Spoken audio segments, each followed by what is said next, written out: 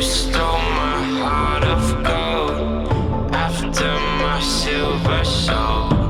Can you dig any deeper now? I gave you all I own, put you on this golden throne, but I'm a little stronger now. Hi, my name is Ivan. I am the creator of Paramotor. What is Paramotor? Paramotor is a little company, a little project. And it's a RC paraglider producer. We have been producing, and designing little RC paragliders for several years now. I'm here to present you our, one of our model and to teach you, hopefully to teach you how to, get the best out of your model. The model we are using today for this tutorial is our, production version of the MP1 Paramotor kit, equipped with our newest wing, the Ballast. Ballast is a 2.45 meter wingspan single skin wing. It's very high performance with not too many complications, so it is suitable for beginners as long as for experienced pilots looking for performance without a big investment and without too many design complications. It is completely made out of our own developed software. Let's see how it works. We now want to install the battery and to check the radio setup. So we have a 3S 2200 milliamp battery. Okay. One suggestion is to use a rubber band all the times and make sure that the balance cable doesn't go anywhere. So you can secure it like this. Okay. Now we want to fit the battery in a well protected place, which is the harness. So take off the rubber band. Okay. We can fit the battery inside and attach the rubber band once again. Okay. Now we turn on the radio. Okay. Make sure your throttle is all the way down, and now we plug the battery into the model. Okay. So this is the radio setup I'm using, and it is just my favorite. But you can use other kind of mix.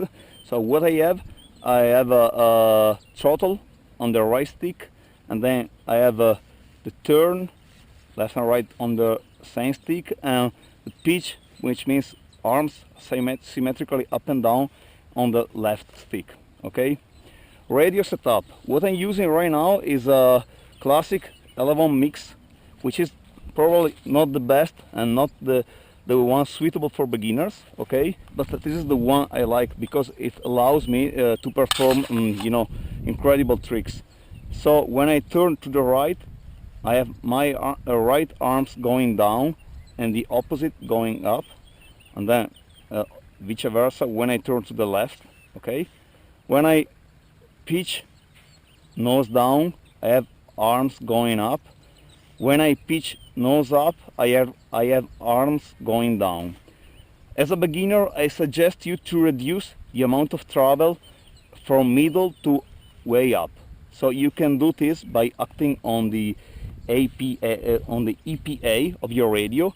And if you bring it to 0%, you will add no movement on the way up. If you bring it to a maximum, usually 120%, you will have this kind of result. By reducing it probably to a value of 30 to 60%, you will have a little amount of travel, and this will be very useful in case you need a little increase in the speed, because usually in reality, but also in my models, we never fly normally with no pressure on the brakes, but we have a little pressure. Ballast. This is another important issue. So in a paraglider, we have a very little, how can I say, chance to change the speed just by changing angle of attack. I mean, we can apply a speed system here, but the most effective way to adjust your performance, depending on conditions, is to act on the ballast. So here we have a piece of metal. They're about 5 millimeter thick, 120 millimeter long and 40 millimeter wide. Okay, they end weighing about 150 grams each. Okay, and so what I do, I suggest you to keep, you know, a few pieces of ballast with you and use them when you need them. So what does it mean? This means that when the wind, this means that in a windy day you can, you know, optimize the performance of your wing by acting on the ballast. So when it's windy, I need ballast. Okay. Normally the Ballast with MP1 kit and a 2200 milliamp battery can fly easily in winds up to 15 kilometers an hour. But when the wind picks up, you want to add some ballast. How to do that? Easy. You can just remove the straps and fit the ballast under the legs like this. Okay, or you can use the extra room in case you're using team batteries like this one. Okay, so if I use like this 2700 milliamp, I can fit it here and close it. So very easy. It's up to you. So here we are, ready to launch. I turn on the radio, I turn on the pilot, I make a quick radio checkup. So both sticks are working. I check the motor. Okay, I make a pre-flight inflation, which can be helpful in order to deploy the wing on the ground.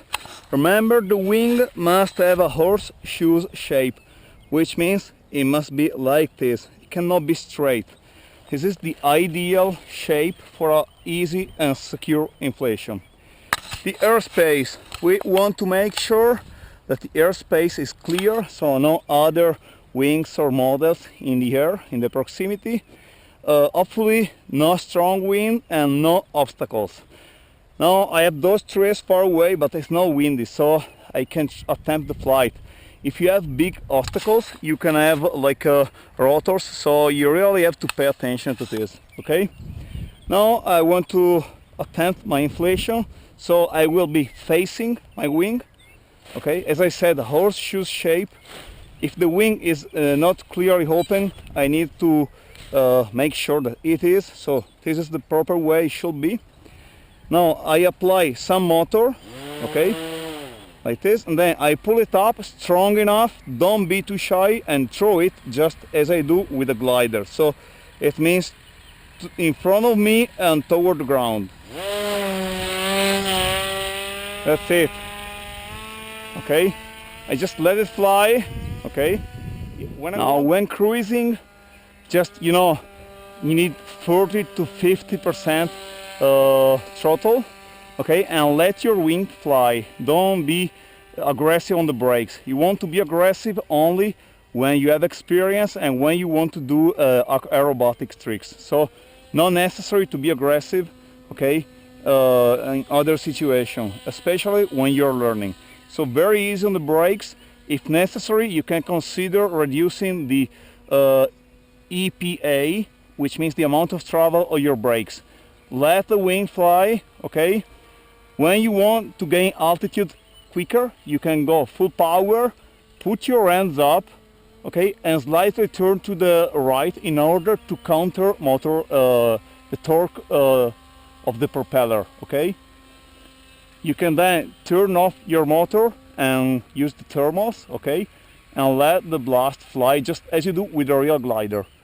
Now, if you by mistake, if you overpull and collapse the wing will most likely recover by itself. If it doesn't, just pump a little bit, just long enough to reinflate, and then let it fly again.